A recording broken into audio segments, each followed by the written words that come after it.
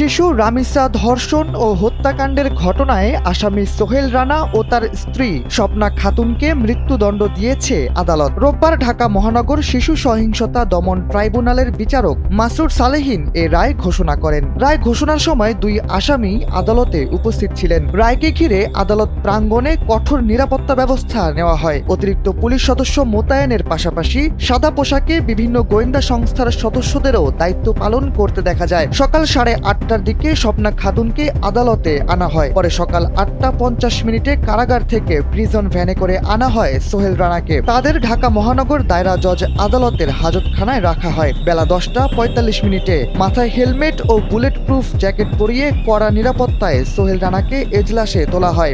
Perfect ব্লেন্ডের fresh মশলা, ভালোবাসার স্বাদ অটুট থাক।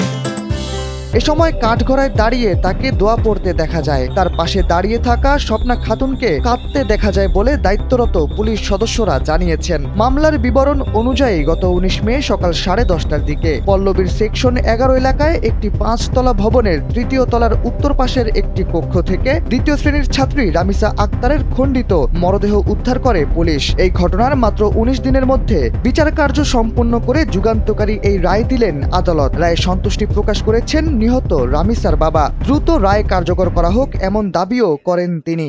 মাননীয় বিচারপতি যে রায় দিয়েছেন সেই রায়ের প্রতি আমি সম্পূর্ণ সন্তুষ্ট।